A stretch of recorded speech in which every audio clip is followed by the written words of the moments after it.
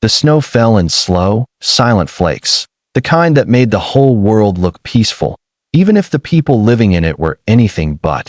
And as Emily Parker stood at the tall iron gates of the Whitmore estate on Christmas Eve, she had no idea that before the night ended, a single word spoken by a child who had never spoken before would change her life forever. She was leaving. Today was her last day as a nanny.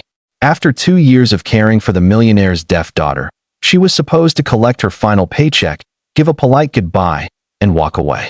That was the plan. But life has a cruel sense of timing. Inside the mansion, 5-year-old Lily stood by the window, her tiny hands pressed against the glass as she watched Emily approach through the falling snow. Her bright blue eyes filled with joy, the kind she only had when Emily was near. For a child who had lived in silence since birth, whose world was shaped by hands and expressions instead of sound, Emily was more than a nanny. She was her voice, her comfort, her safe place, her almost mother. But Emily couldn't stay. She had no choice. When she entered the grand foyer, the air felt colder than the snow outside. Mrs. Charlotte Whitmore, elegant, wealthy, and always painfully distant, stood waiting with her arms crossed. A woman used to getting everything except the one thing she truly lacked: affection. "Emily, let's make this quick," Charlotte said. "We agreed today would be your final day." Emily nodded, trying to stay composed even though her heart tightened painfully. "Yes, ma'am. I'll gather Lily's things," and, before she could finish, Lily came running, her little feet tapping against the marble floor. She jumped into Emily's arms, pressing her cheek against her shoulder. Emily held her tightly, breathing in the scent of the child she had raised more than anyone else had. 2 years. 2 years of bedtime stories told in hand signs, of therapy sessions, of hospital visits, of tantrums soothed, of nightmares calmed. 2 years of love, but none of that belonged to her. Charlotte cleared her throat sharply. "Lily, sweetheart, remember, Emily's leaving today."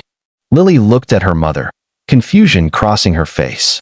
She signed quickly, her little brows furrowing. Emily translated softly, "She's asking why." Charlotte froze.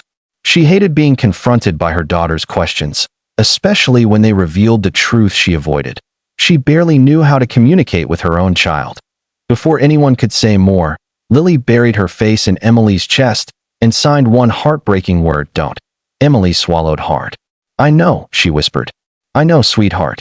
But even as she comforted Lily, her own eyes stung. She couldn't stay. Not when Charlotte had made her position clear. A nanny should never become too attached. What Charlotte didn't know was that Emily hadn't chosen to leave, but she'd been forced out. The day continued with heavy silence. Emily took Lily to her playroom, the only warm place in the mansion. They spent the afternoon building a small wooden house, painting stars on paper, and watching the snowfall from the window seat. Emily signed stories, and Lily mimicked her hands, giggling. But beneath the laughter, a question lingered in the air. What would happen when Emily walked out that door? As evening approached, Charlotte appeared again, her expression stiff and controlled. "Emily, we're leaving for the Christmas gala shortly. Say your goodbyes." It felt like a knife. Emily knelt in front of Lily. She took her tiny hands in hers, holding them gently, memorizing the warmth. She tried to sign "I love you," but her hands trembled. Before she could finish, Lily reached out and touched her face, her little fingers brushing away Emily's tears. Then it happened. So small, so delicate, yet so earth-shattering that Emily stopped breathing. For the first time in her life, Lily opened her mouth and spoke one single word. Soft, fragile, broken, but clear enough to shatter every wall in the room. "Mommy." Emily froze. Charlotte gasped. The room felt utterly still.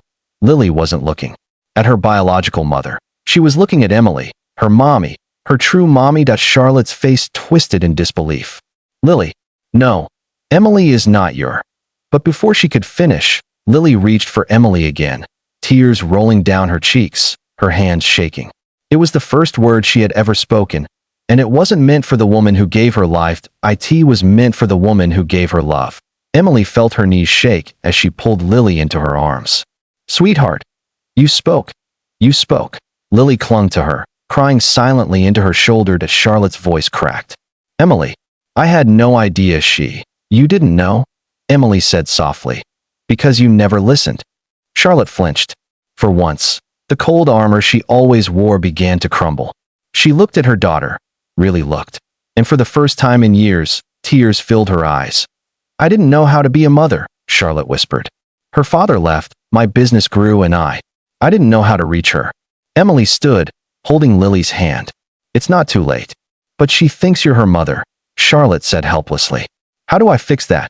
Emily turned to her, her voice trembling but gentle. "You don't fix it. You learn from it. Love her the way she needs, not the way that's convenient." Charlotte swallowed hard. "Will you stay? Not as a nanny, but as someone who can help me be better for her." Emily froze. All this time, she thought Charlotte didn't care. But now, here she was, admitting her flaws, her fears, her failures. It was the first honest moment Emily had ever seen from her. Emily knelt again beside Lily. "Sweetheart, would you like me to stay?"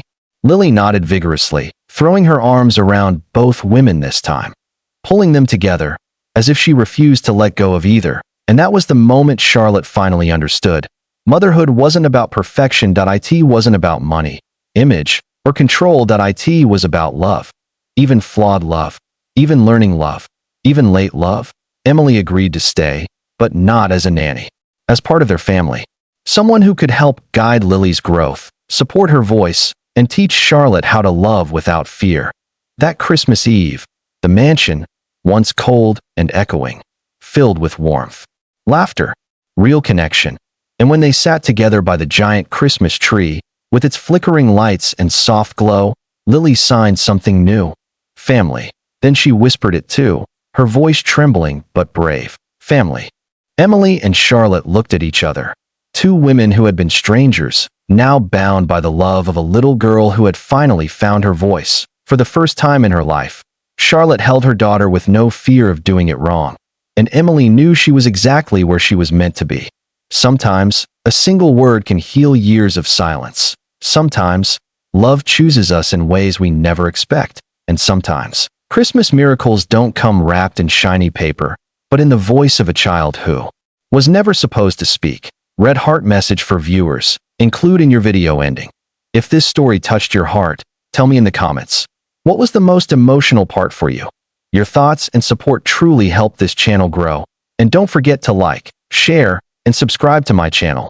Be kind always, where we bring real, emotional, life-changing stories every week. Stay kind, stay loving, and stay hopeful.